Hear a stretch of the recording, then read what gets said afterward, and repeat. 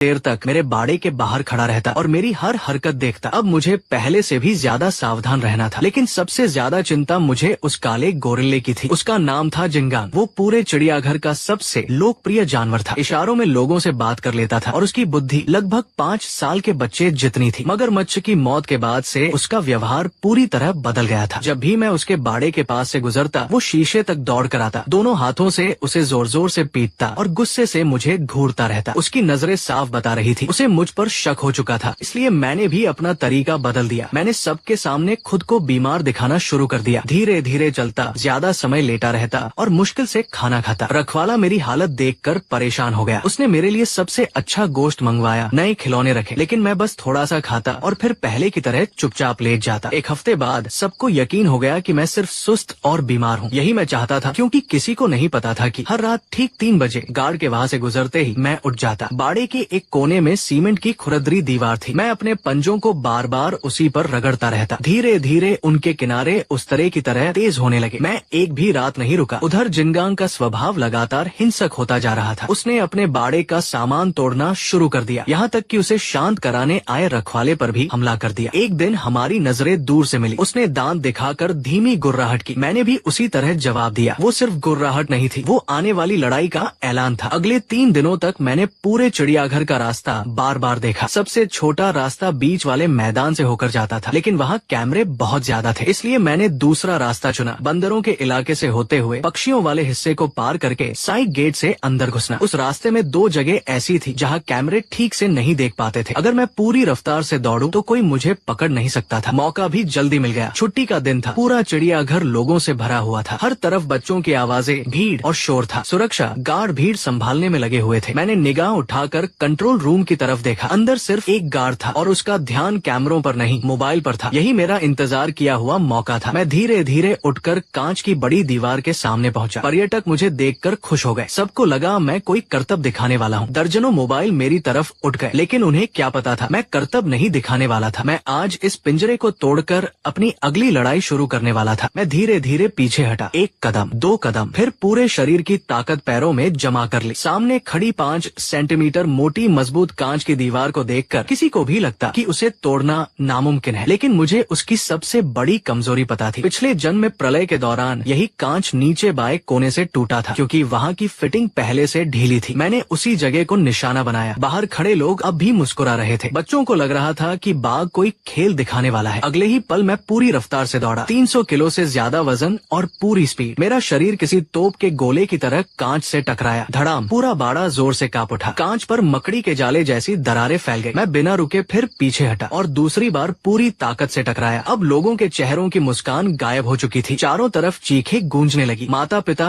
अपने बच्चों को लेकर भागने लगे। गार्ड वायरलेस पर लगातार मदद बुलाने लगे। मैंने तीसरी बार हमला किया। दरारें और गहरी हो गई। फिर चौथी टक्कर और पूरा कांच जोरदार धमाके के साथ टूटकर बिखर गया। मैं एक पल भी रुका नहीं। मैं सीधे बाहर निकला और घबराई हुई भीड़ के बीच से तेजी से निकल गया। मैंने किसी इंसान पर हमला नहीं किया। मेरा निशाना सिर्फ एक था। मैं पहले से तय रास्ते पर दौड़ता हुआ बंदरों के इलाके को पार कर गया। मेरी रफ्तार देखकर सारे बंदर डरकर इधर उधर भागने लगे। फिर मैं पक्षियों वाले हिस्से से गुजरा। सैकड़ों पक्षी एक साथ उड़ गए और पूरा आसमान पंखों से भर गया। सिर्फ 30 सेकंड में मैं लगभग 200 मीटर का रास्ता पार कर चुका था। सामने गोरिल्ला वाले हिस्से का साइड गेट खुला हुआ था। शायद भीड़ हटाते समय किसी कर्मचारी से गलती हो गई थी। मैंने बिना रुके दरवाजा धक्का देकर खोला और सीधे अंदर घुस गया। अंदर घुसते ही मैं रुक गया। पूरा इलाका घने जंगल जैसा बनाया गया था। ऊंचे ऊंचे नकली पेड़, लटकती बेलें और चारों तरफ गहरा सन्नाटा। सभी पर्यटकों को पहले ही बाहर निकाला जा चुका था। मैं सावधानी से आगे बढ़ ही रहा था कि तभी ऊपर से एक भारी गुर्राहट सुनाई दी। मैंने सिर उठाकर देखा। जिंगांग करीब 5 मीटर ऊंचे पेड़ पर बैठा था और बिना पलक झपकाए मुझे घूर रहा था। वो मेरी उम्मीद से भी ज्यादा विशाल था। उसका पूरा शरीर उभरी हुई मांसपेशियों से भरा था। उसके हाथ में लोहे की एक मोटी छड़ थी, जिसे रखवाले ट्रेनिंग के लिए इस्तेमाल करते थे। अब वही उसकी हथियार बन चुकी थी। कुछ पल तक हम दोनों बस एक दूसरे को देखते रहे। अचानक उसने जोरदार दहाड़ लगाई। उसकी आवाज पूरे हॉल में गूंज उठी। मैंने भी उतनी ही जोर से गुर्राकर उसका जवाब दिया। उसी समय बाहर से भागते हुए गार्डों के कदमों की आवाज आने लगी। मेरे पास ज्यादा समय नहीं था। मैंने अपना शरीर नीचे झुकाया और हमला करने की तैयारी कर ली। अगले ही पल जिंगांग पेड़ से छलांग लगाकर मेरे सामने आ गिरा। जमीन जोर से हिल गई। उसने बिना एक पल गवाए लोहे की छड़ पूरी ताकत से मेरे सिर की तरफ घुमाई। मैंने सीधे टक्कर टक्कर लेने की बजाय आखिरी पल में शरीर मोड़ लिया। लोहे की छड़ जमीन पर लगी और सीमेंट का फर्श टूटकर बिखर गया। उसकी ताकत मेरी उम्मीद से भी ज्यादा थी। अगर वो एक भी वार मुझ पर पड़ जाता तो लड़ाई उसी पल खत्म हो जाती, लेकिन मैंने भी मौका नहीं छोड़ा। जैसे ही उसने दूसरा वार करने की कोशिश की, मैं नीचे से झपटकर उसकी टांग तक पहुंच गया। मेरे तेज पंजों ने उसकी जांघ पर गहरा चीरा लगा दिया। खून की धार बह निकली। दर्द से जिंगांग बुरी तरह गरजा और उसी पल उसने पूरी ताकत से लोहे की छड़ मेरी पीठ की तरफ घुमा दी। मैंने खतरा भांपते ही पूरी ताकत से छलांग लगाई। लोहे की छड़ मेरे शरीर को बस छूते हुए निकल गई। कुछ बाल उड़ गए, लेकिन अगर एक पल भी देर हो जाती तो मेरी रीढ़ टूट जाती। अब ये सिर्फ ताकत की नहीं, जिंदगी